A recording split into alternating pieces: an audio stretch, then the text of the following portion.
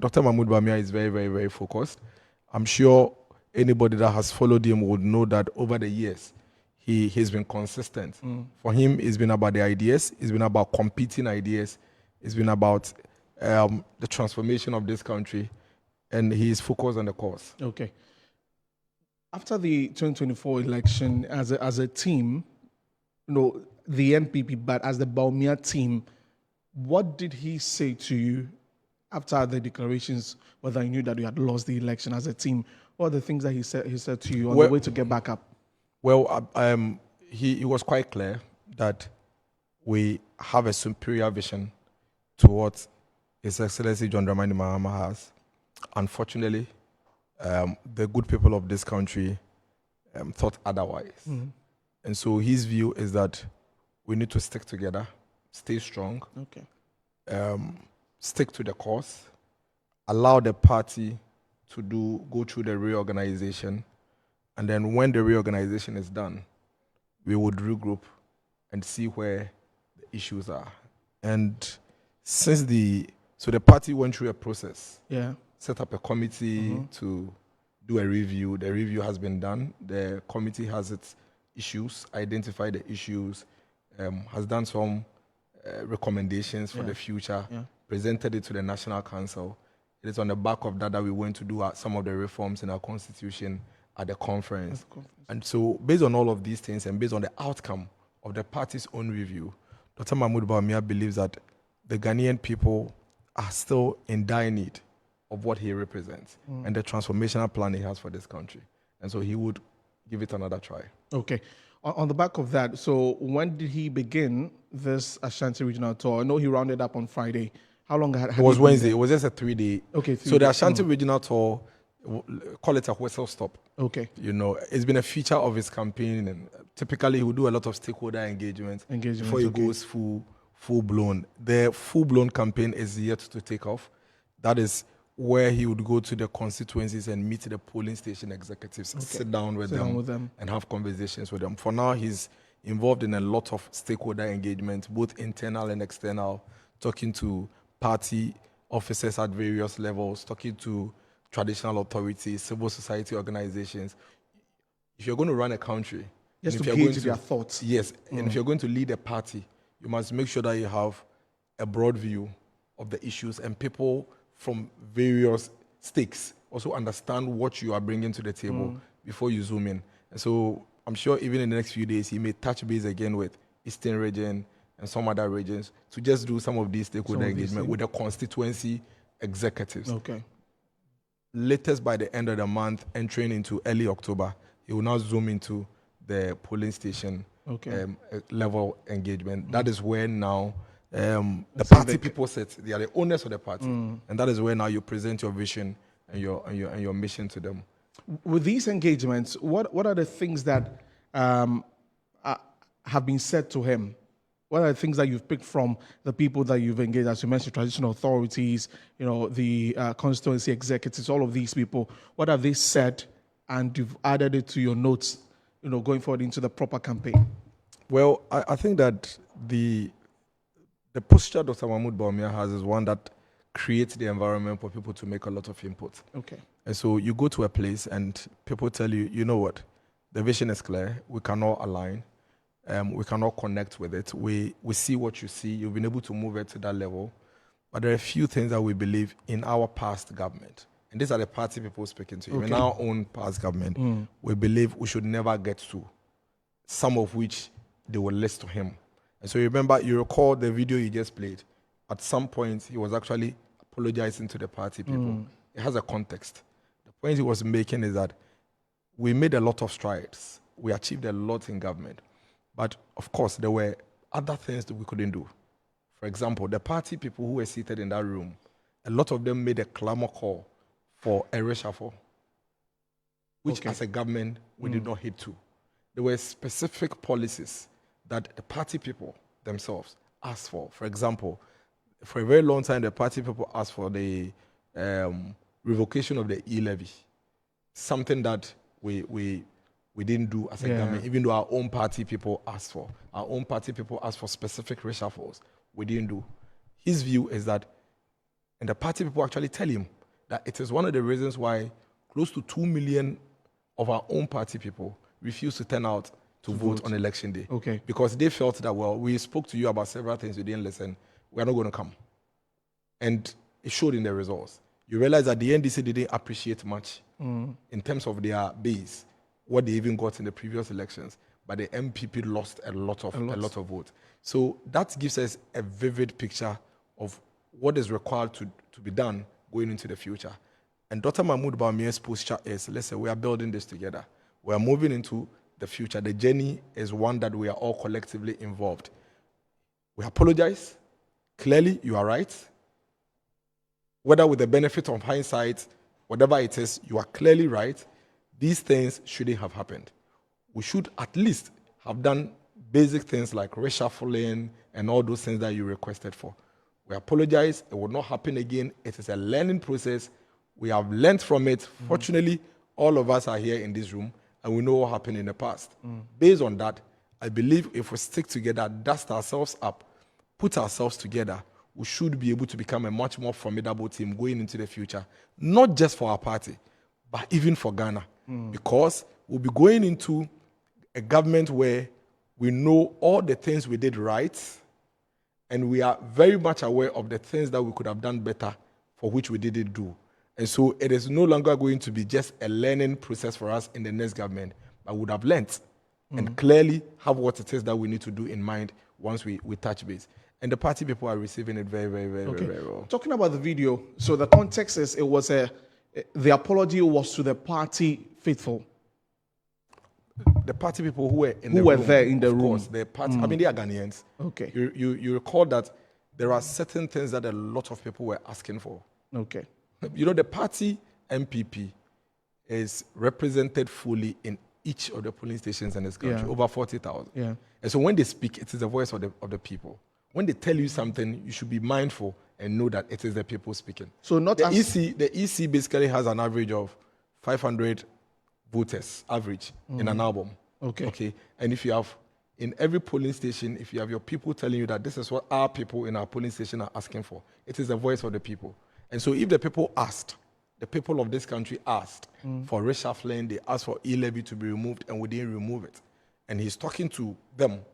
It is fair that he renders this. I asked that because you mentioned context. So I wanted to find out, was it to NPP people in the room or generally to Ghanaians? Oh, no, the context is with respect to the issues. The issues. What brought out the apology. Okay. And what brought out the apology is the fact that they pointed out clear-cut things that you should have done in government, for which reason you were likely to even be allowed to continue as a government, which you didn't do. Okay. Do you admit those things? Dr. Bawumia looked at them and said, of course, we could have done the reshuffle.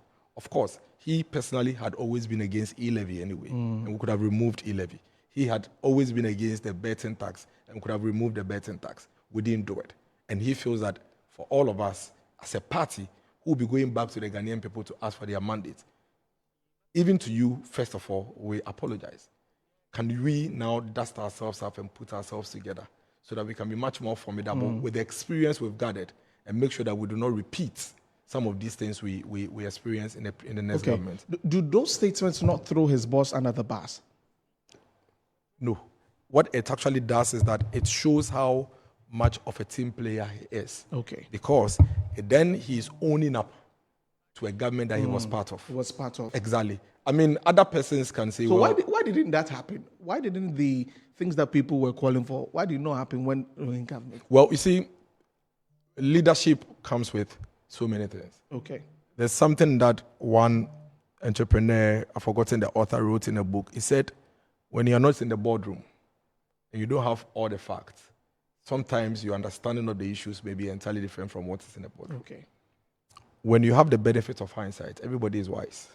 You're aware of that. And so you should be rest assured that some of these slips may happen.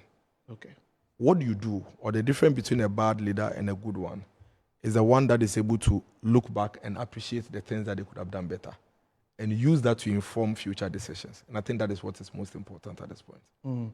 Okay. So you mentioned that in the coming few days, you may be moving to other regions to continue with this. What are you selling? You're using a tagline for Dr. Bawumia. What's it? I forgot. I think. Win with Bawumia. Win with Bawumia. Yeah, win with Bawumia. And basically what Bawumia is telling the party people is that of all the aspirants seeking to be flag bearers for the NPP, he's the one that is giving us the best and fastest path to victory in 2028. He's the most prepared candidate, he's the most formidable candidate, and he's the winnable of all of them. Remember that this particular conversation we are having is within the context of NPP presidential primaries. Okay. So the comparisons are with the fellow other candidates. aspirants. We'll get to the national elections later. Okay. Now, Dr. Mahmoud Bawumia, as compared to the other aspirants, is the only one that has been at the forefront of our party in the last 16 years at the highest level. None of them matches to him. In fact, for 5 elections, he has been at the forefront, 4 of which he has been a running mate, and the recent one, which was a presidential candidate. He knows the journey. He's traveled the path. He knows where to stop, where to run, where there is a slip, where there are potholes. So if we have an election as close as in the next 1,182 days, you need a candidate that is already prepared to take the journey. You need a candidate that will enter the room and said, the last time when we took left, we fell. Can we look at what is on the right? You don't need a candidate that will say, we are at the crossroad, where do we go? For another guess work. Okay. We have in him, fortunately, a candidate that has traveled the journey and is ready to go and is no longer going to learn on the job. Remember also that we are going to go against an opponent in the NDC. The NDC, they are not nice people. The NDC is a very shameless political party when it comes to abuse of incumbency. And so if you're going to go into a contest with them, I mean, this thing that say, don't laugh. It is common knowledge. It is common knowledge. I'll say that even they themselves, you're very good friends. You're calling them. They will not, even they, when they are in this room, they will not deny it. But they know, call my friend Sami and ask him. They know. You see, when it comes to them, they are ruthless. And so if you're going to go into a contest with them, you need a very formidable politician. One that can stand up to them. And for 16 years, Dr. Mahmoud Bawumia has proven that he is so selfless that he can put himself in a line of fire for the NPP without looking back, without thinking, what is going to happen to me as a person? For him, so long as he gives the new patriotic party an advantage, he would sacrifice himself for that cause, for that purpose. That is the kind of formidability we need in our next leader that will take us into 2028. Then, of all the candidates, he's the winnable one. And winnable because, you see, in every failure, there is a blessing. In every slip, sometimes you slip to gather a lot more vim and energy to rise. And get up. It happens a lot of times. The political history or the electoral history in this country is clear. Any candidate that is running for the first time for president against a candidate that has run before is likely to lose. Like data shows that. We've seen that in this country. There's no dispute about that. It has never happened that a candidate is running for the first time and he wins against a candidate that is running. Kufuor went against President Rawlings in 1996, he lost. Even though Kufuor was hugely liked. President Mills came in 2000 as a sitting vice president against a 2-time President Kufuor running for the second time in 2000. In fact, President Mills' scenario was just like Dr. Mahmoud Bawumia's scenario in 2024. Because he was a vice president to President Rawlings. They were attempting a third term. They were attempting a third term. And the expectation was that, vice president going for a third term, you can win. But Kufuor was coming for the second time as a candidate. And the Ghanaian people felt, we've been hearing this Kufuor guy for a while. Can we just give him a chance? Atta Mills lost. In 2008, Professor Mills went against a hugely popular politician in Ekufuor. Ekufuor, before he started running as candidate for NPP, he was popular. He was an advocate, like he was a political activist, attorney general, foreign affairs minister, but he lost. And guess what? That was a time when his flagship campaign message was free SHS. Yes, remember that 2008. But he lost because the Ghanaian social psyche takes time to accept you and soak your message. Fast forward in 2024, Vice President Dr. Mahmoud Bawumia was running for the first time against a perennial candidate of the NDC, His Excellency John Dramani Mahama. And he's lost. He's lost. Now, the NDC in 2028 have no choice. They are going to present a new candidate. In there is our advantage. The advantage is that we have an opportunity to present a candidate that is well marketed, that is very experienced, that is known by name and by face in every corner of this country. That doesn't need too much to tell the teacher, the doctor, the businessman, because they've heard him over and over again against a completely new candidate from the NDC. If we are to go by data, and if we are to accept that history has anything to do with politics, and if we are to accept that politics is science, then clearly, to be strategic, you would go for a candidate that has all of these things on their side against an assumed performer. Because all the other aspirants are simply saying, yeah, my name is Dennis Miracles Aboagye, I am this, I am that, I think I can Give win. me a chance. You could win, but you could lose. You could get 80%, but you could also get 70%. Yeah. You could also get 20%. Now, between you, who is simply saying, I am who I am, give me the opportunity, versus Dr. Mahmoud Bawumia, whom we have presented before, and has proven that in the most difficult situation, because for NPP, I don't think we are going to have any elections in the foreseeable future that is more difficult than 2024. Look at the circumstance. Look at the environment. Look at the situation. Did it really hit you hard? Of course. Look at the environment. I don't think there's going to be any. And yet, he managed to pull nearly 48%. We have the 48% to prove that in his worst form, he can do 48. You say you can do 50, but we don't know yet. Okay. Indeed, you can, or you may not.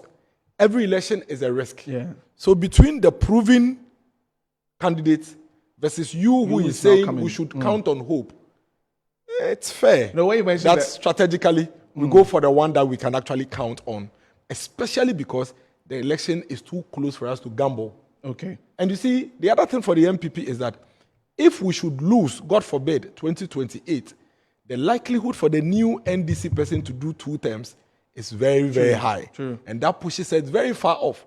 So 2028 is a cracker. It's a deal breaker for us that it is not that election that we're going to do try and error and risk and, based on straight to the, count on your hope and your assumptions. We have to go for the one that at least we can measure. And that is why we say, when we say Akana and Pe, we are not saying Akana and Pe relative to the national elections. We are saying between you, who is telling us that we should hope and trust that you can do 50%. Yeah. Even though you haven't done it before, so you're basically at zero. To show us what you've done. Versus the one that has actually done it before and we have the 42% to show. Between you and him, you are looking for 50. But him, at least we can tell that all things being equal and holding everything constant, if nothing changes, with just 9%, he can cross the line for us. Strategically, we are better placed with Dr. Mahmoud Bawumia than the others. That is not to say that the others cannot do it. But we are saying the risk level, even Dr. Mahmoud Bawumia is also a risk.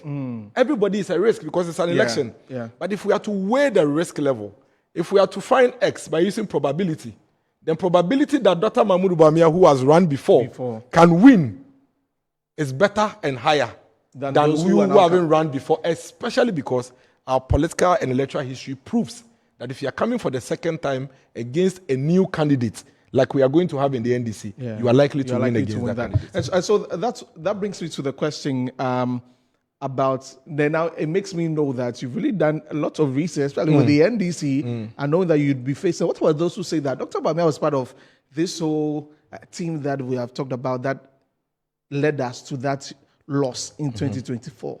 Let's just give some people the opportunity to lead the party and let's see what they can also do. And that's what's been the message from the other candidates. And then it now goes on to the whole frame of the party. People are saying a lot of things, backing at each other, all of those things. How are you taking that from knowing that internally as a party, this is what is happening with us? So you see, for any aspirant or opponent internal against Dr. Mahmoud Bawumia, that's the only thing they have to say. But unfortunately for them, the data doesn't support them. Indeed. I see you're a data man. I mean, politics is science. I'm a political science student. Politics is science. Yeah. Indeed, one can argue that Dr. Mahmoud Bawumia losing 2024 has even placed him better ahead of all the others. Really? Because I've given you the statistics. Okay. Okay, that him losing gives him the opportunity, especially when he is running against a new candidate, from the NDC. Okay. So, in fact, anybody that attempts to use the 2024 loss as a weapon against Bawumia is rather strengthening him. Because you are a new candidate. We don't know what you can do. Everything you are telling us is your own words. You are going to run against a new candidate against the NDC. Dr. Mahmoud Bawumia lost 2024, yes. But the electoral statistics prove that the one that lost before is likely to win against a new candidate. So that takes you out. So if I were the other aspirant, I would not even bring that argument. Because that argument rather moves them out of the contest. Tell me one president in this country that has become president, apart from Jerry John Rawlings, that never lost an election. One. Every president we've had in this country became president after they lost elections. So losing an election rather emboldens you to become president than removes you from the contest. And so that conversation rather places Dr. Mahmoud Bawumia in a pole position to become president of this country. Otherwise. And again, to the question, the latter part of it, where we're going to have an internal election to choose our flag bearer, and instead some to tell us what they can do, they're going on a tangent that is rather putting the whole party in a bad light. People are saying that, there are lots of cracks in the party you can see from what this candidate is saying, from this person is saying this, insulting, and all of those things. Then how's this going to help the NPP?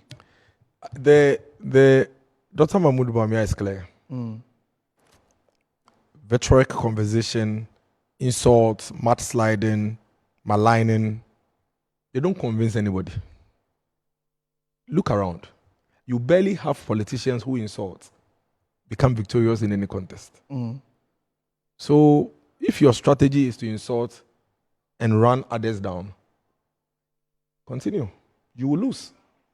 Ours is to stick to the issues, deal with the issues. We prefer to highlight our strength than even think about your weaknesses. Because your weaknesses bring nothing to us. What gives us advantage is the strength Dr. Mahmoud Bawumia possesses. And so we continue to urge all our party people across the country to stick to the issues and shy away completely from these unnecessary attacks at each other. We don't think it helps. And that will be our constant admonition. That is how far we can go. For now, we will lead the way like we've been doing. I'm sure you know Dr. Bawumia is the one at the receiving end of all the attacks. But he's not perturbed because we are clear in our minds that the party people know what they want. See, we know the psyche of the NPP delegate. I have been a polling station youth organizer. I've been a polling station chairman.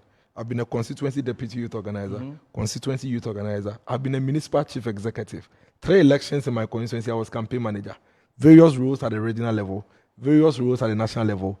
I know what the NPP delegate wants. They want to win the elections. They are not interested in your insult. They don't care about your attacks. You can attack whoever you want if they think that this person is the one that will give them victory. Like they are clear in their minds, Dr. Mahmoud Bawumia is a person that can give us victory in 2028. They will vote for him, and your attacks won't mean anything. Okay, so if you just tuned in, we're speaking to Dennis Miracles Aboagye. He's Director of Communications for the Bawumia campaign team, talking about his stall in the Ashanti region and other things regarding the presidential race in the party. Later, we'll be talking about the fight against illegal mining. Dennis has a lot to say about it, so we'll get into that. And also, Paul White will join us later as we look at it from a security point of view. Dennis, coming back to you on this election, I see you wrote something on Facebook. I think it was Fokusi Kwatun or something like that. I was responding. Yes, you are responding to an attack that came. An attack coming from them. Yeah. Do you have to respond? Oh, I mean, once in a while. I think once in a while you must just set the record straight. It was just to set the record straight. You know, sometimes when people can peddle falsehood for a very long time, and it must sound like truth in the ears of people. And so sometimes when a particular falsehood is peddled about Dr. Mahmoud Bawumia for a very long time, it's only proper that we once in a while set the record straight. But I think by far that is the only time we have even bothered to set any record straight. We haven't had a reason to. If another one comes out, we would set that record straight. If another one, it's just setting the record straight. Okay, interesting. So from yesterday, as Dr. Bawumia was at the funeral, you know whether he's come back to Accra? Yes. Okay, Yes, he's back yes, in he's yes, back in yes, Accra. yes, he's back in How are Accra. you getting the youth on board? Because one of the things that came up from the review and all of that was that the youth of the party felt left out. How is Dr. Bawumia pushing towards that to get more youth, involved with him, getting to know what he's doing, so that they could spread the word to the others? I think one, we must also be honest with ourselves that the NDC also did a very good job by turning, especially the youth, against the NPP. We must be very. That's why I told you 2024, a lot of odds were against us.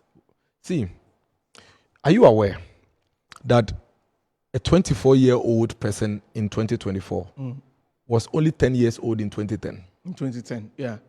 So for a typical 24-year-old, as at the time he was going to vote in 2024, or even your studio, ask all the young ladies here, the only memory or information they have on Galamsey is that the Kufuor brought Galamsey. You are aware? True. You can't tell them anything else. And yet, very few of them are aware that the Galamsey on water and the forest area started in 2010.